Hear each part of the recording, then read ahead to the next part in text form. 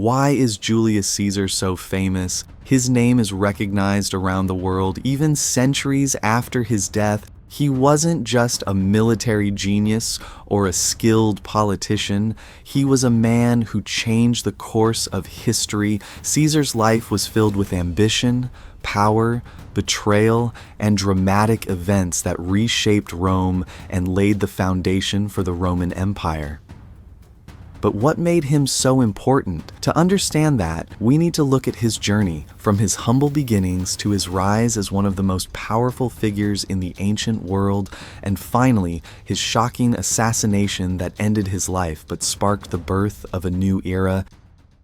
Julius Caesar was born on July 12th or 13th in the year 100 BCE into the ancient and prestigious Julian family, but his childhood wasn't as glamorous as his family name might suggest. His family wasn't wealthy, and Rome at the time was a chaotic and dangerous place, full of political rivalries and social unrest. Caesar's early years were shaped by these turbulent times, and they would play a big role in shaping his life. When Caesar was just a teenager, his father died suddenly, making him the head of his family. Around this time, a dictator named Sulla came to power in Rome. Sulla was an enemy of Caesar's uncle, Gaius Marius, who had been one of Rome's great generals. Because of this connection, Caesar's family became a target, and Sulla ordered Caesar to divorce his wife, Cornelia. Caesar refused, risking his life in the process. Eventually, he went into hiding until friends persuaded Sulla to spare him. This act of defiance would define Caesar's character: bold, loyal, and unafraid to take risks. Caesar began his career in the military, serving in Asia Minor and earning honors for his bravery. He also spent time studying rhetoric and oratory in Rhodes, skills that would later help him as a politician. By the time he returned to Rome, he had already begun building his reputation. He gained attention for his charm, intelligence, and ability to win people over, which helped him climb the ranks of Roman politics. Caesar knew how to make allies and use them to his advantage, skills that would soon propel him to the center of Roman power. As Caesar's political career advanced, he formed a powerful alliance that would shape the course of Roman history.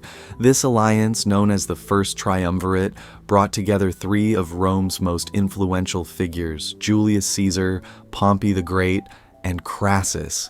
Each man had his own strengths. Caesar was a rising politician and general, Pompey was a celebrated military leader, and Crassus was one of the wealthiest men in Rome. By working together, they could bypass the Senate and consolidate their power.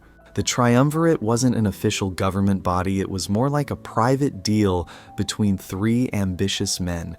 They used their combined influence to push their agendas. Caesar became consul in 59 BCE, giving him significant authority. Shortly after, he was appointed governor of several provinces, including Gaul. This would prove to be a turning point in his life. While the triumvirate seemed strong at first, cracks began to form. Crassus sought military glory and led a campaign in Parthia, but it ended in disaster when he was killed in battle. Without Crassus to balance the power, tensions grew between Caesar and Pompey. The two men had once been allies, but their rivalry would soon lead to open conflict. Before that conflict erupted, however, Caesar turned his attention to Gaul. Over the next several years, Caesar waged a series of campaigns that expanded Rome's territory and secured his reputation as one of history's greatest generals.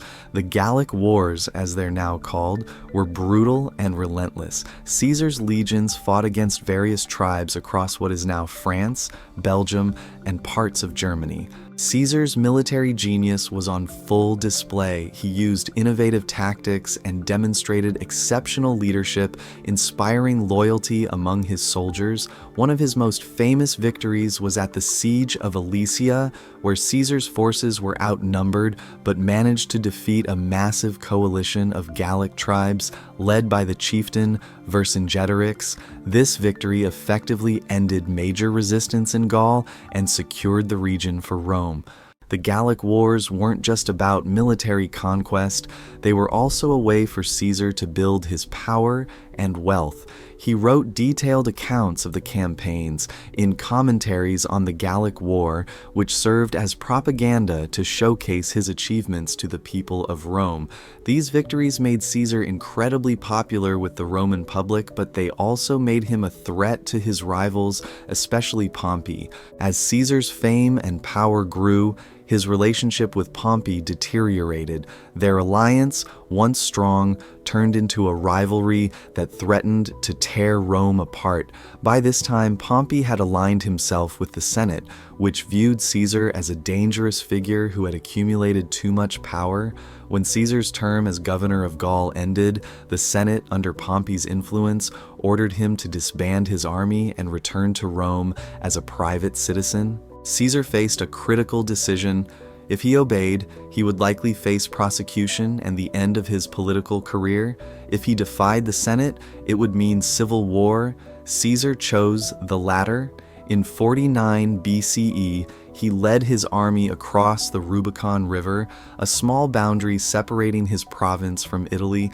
As he crossed, Caesar is said to have declared, "The die is cast." It was an irreversible step, plunging Rome into civil war. Caesar moved quickly and decisively.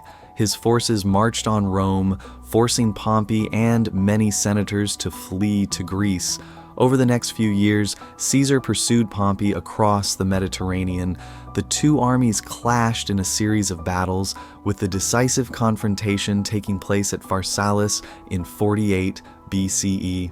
Despite being outnumbered, Caesar's strategic brilliance led to a crushing victory. Pompey fled to Egypt, where he was assassinated on orders from the young pharaoh Ptolemy XIII. When Caesar arrived in Egypt, he became embroiled in the political struggles of the Ptolemaic dynasty. It was here that he met Cleopatra, who sought his support in a power struggle with her brother, Ptolemy.